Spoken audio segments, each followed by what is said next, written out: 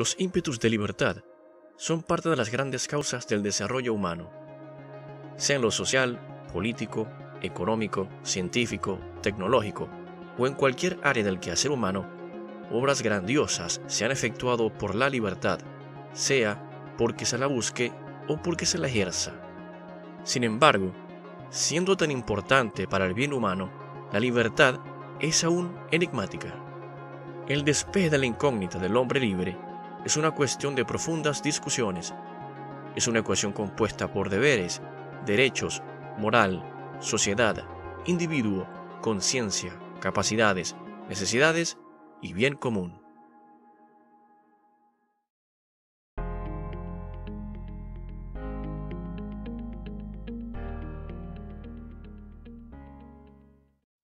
Libertad, según la categoriza Alfonso Barreto, es un principio político primario que junto con la igualdad suelen constituir el binomio fundamental de los derechos del ser humano, que en el marco de la justicia aspira a progresar de acuerdo con sus vocaciones y tendencias propias. En efecto, el progreso empieza en la libre iniciativa individual, pero se acrecienta en la acción mancomunada de sujetos libertos. Se trata de la igualdad para ser libres y de la libertad para acrecentar el progreso social. Estas aseveraciones las podemos empezar a entender con el libertador Simón Bolívar, quien al plantear algunas consideraciones para la fundación de Colombia con la unión de Venezuela, Nueva Granada y Quito, expresó una petición al Congreso de Angostura en 1819 para la creación de un gobierno que haga triunfar, bajo el imperio de leyes inexorables, la igualdad y la libertad. John Locke, a quien se conoce como el padre del liberalismo, estableció que en la medida en que un hombre tiene el poder de pensar o no pensar, moverse o no moverse, según la preferencia o dirección de su propia mente, ese hombre es un hombre libre. Esta libertad que describe Locke es como el poder que tiene el ser humano para hacer o abstenerse de hacer una acción en particular, según la preferencia real que tenga en su mente. Esto es, el ejercicio de la propia voluntad. En un sentido bastante similar, se pudiera decir con Ralph Waldo Emerson que la libertad es como el poder que tiene una persona para actuar desprendidamente de otras personas o circunstancias, o por el contrario, subordinárseles. Esto parece sugerir que uno es de por sí libre y ejerce la libertad para precisamente seguir siendo libre o prescindir de esa libertad. Pero en todo caso, esto indica que la libertad depende tanto de factores internos como externos a la persona. Y es aquí donde debemos marcar un punto fundamental en la discusión. Por un lado, una cosa puede ser la libertad, entendida como libre albedrío, un fenómeno asociado a la subjetividad de la persona y las leyes naturales, y que ha sido estudiado por la filosofía en el compatibilismo y el incompatibilismo con sus diferentes consideraciones determinísticas. Por otro lado, se puede tener a la libertad más entendida como la capacidad de actuar sin restricciones en el campo social. Ambas aserciones de libre ejercicio de la voluntad están intrínsecamente conectadas. No obstante, para efectos políticos que tratan sobre las relaciones humanas en sociedad, el énfasis que se hace en esta oportunidad tiene que ver más con esa posibilidad o capacidad para actuar sin restricciones en la sociedad. En este sentido, y considerando el Código Civil de las Sociedades, se puede entender con Antonio Pereira en su Manual de Ciencia Política que la libertad es la posibilidad atribuida al hombre para poder hacer todo aquello que no prohíba la ley. Si algo no está prohibido, entonces se puede hacer. Por supuesto que este planteamiento asume que las leyes están para proteger a la comunidad humana como un todo, sin preferencias a particulares, lo cual nos lleva a los principios políticos de la igualdad y la justicia. Son cuestiones que también siguen a John Stuart Mill cuando decía que las personas tienen libertad para perseguir sus propios intereses, pero no hasta el punto de causar daño a otro individuo.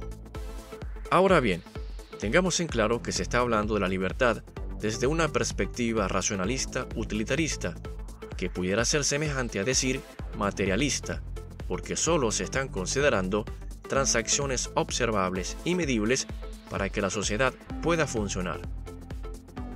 Pero si los hombres también son entidades espirituales, ¿habrá alguna apreciación espiritual sobre la libertad? Desde este punto de vista, el libertador Simón Bolívar y su maestro Simón Rodríguez son algunos de los que han entendido a la libertad como un constructo tanto espiritual como material, un principio que es condicionado por circunstancias espirituales y condiciones materiales o existenciales. Tanto Bolívar como Rodríguez acuerdan con que el pensamiento ilustrado y los preceptos morales son pilares que sostienen la libertad. Tomemos en cuenta que para Bolívar, moral y luces son los polos de una república. Moral y luces son nuestras primeras necesidades. La libertad en lo social y político ocurre y evoluciona en la misma medida que avanza el pensamiento inteligente hecho acción moral efectiva. Cuando se habla de moral y sabiduría, se está hablando de constructos espirituales que se convierten en acciones pragmáticas e inciden en las relaciones humanas observables. Citando a Rousseau, Bolívar decía que la libertad es un alimento suculento pero de difícil digestión, y estimaba que los débiles conciudadanos que apenas se habían libertado del Imperio español tendrían que enrobustecer su espíritu mucho antes que logren digerir el saludable nutritivo de la libertad.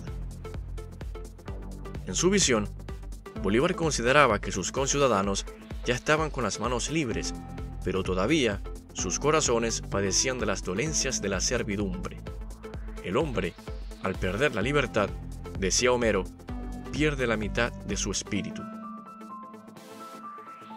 Estas consideraciones de la libertad con el espíritu son llamativas y reflejan sincronía con la filosofía hegeliana, en la cual ya se había entendido que la historia de la humanidad es la historia del espíritu en la lucha perenne por alcanzar la auténtica libertad, la del propio espíritu. Para Hegel, los hombres son fuerzas fundantes de la razón, que se manifiestan por voluntad del espíritu. Siendo esto así, la libertad es el camino de Dios en el mundo que permite la espiritualización humana. Se puede deducir que si la razón espíritu es capaz de manifestarse en la vida material de los hombres y orientar su sentimiento y acción sin estar sujeto a mayores restricciones materiales, entonces los hombres son libres. Si el espíritu no es capaz de orientar las acciones humanas, quiere decir que el hombre es preso de sus circunstancias materiales. Y con esto se entra de lleno en el campo de la pedagogía, porque es mediante la educación concienciadora y establecedora de verdades vitales por la cual los hombres empiezan su espiritualización. No es que los hombres dejen de atender sus necesidades materiales, sino que las empiezan a entender y atender desde la conciencia espiritual, que es la conciencia que da cuenta de la hermandad entre todos los seres humanos y por tanto hace que el ser humano pueda ser más civilizado. Para acrecentar esa conciencia espiritual, que se expresa como conciencia moral y conciencia política, los hombres han de desarrollar sus capacidades éticas y su conciencia cognoscitiva en relación con las condiciones materiales que pueden oprimir al espíritu humano. Por lo menos, esto es lo que se entiende del pensamiento ético-pedagógico de José Ingenieros, Paulo Freire, Simón Rodríguez, Hippolyte Denisard y Confucio, desde los cuales es posible entrever a la libertad como el principio que posibilita a las personas desarrollar su verdadera espiritualidad y humanidad creadora. Un desarrollo desde lo individual a lo colectivo y siempre en esa correlación. El desarrollo inicia con la libre acción individual, pero se acrecienta en la acción colectiva de seres libertos que se encuentran en la sociedad. Nadie libera a nadie ni nadie se libera solo. Los hombres se liberan en comunión.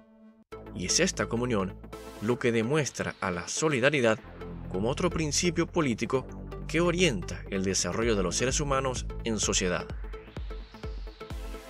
Asentemos entonces que, filosóficamente, la razón espíritu es el eje fundante de la conciencia y la moralidad que han de guiar el sentimiento de libertad en la vida material. El espíritu es la entidad no material que debe entender las condiciones de vida existenciales e inspirar las acciones morales del individuo en sociedad para que pueda ser verdaderamente libre, verdaderamente espiritual. Social y económicamente, conviene a la sociedad el libre desenvolvimiento de las vocaciones. Para que los hombres puedan crear y cooperen entre sí con amor en el trabajo social, se necesita que cada uno ejerza sus tareas sin mayores restricciones a su libre albedrío y en conciencia del bien común. Políticamente, la libertad será la capacidad para actuar civilizadamente según la propia voluntad. Un individuo es libre cuando la sociedad no restringe su accionar de manera injusta, a lo cual el individuo deberá corresponder con el ejercicio de su libertad para contribuir al bien societal. En la educación, los educadores han de promover una educación espiritualizadora que desarrolle en los hombres infantes y no tan infantes sus correspondientes capacidades intelectuales, morales y productivas, así como su compromiso de cumplir con el deber social. Y siempre tengamos en cuenta ese viejo adagio que dice que la verdad os hará libres. Recuerda, te invitamos a suscribirte al canal y si te gustó este contenido, apóyalo con un like.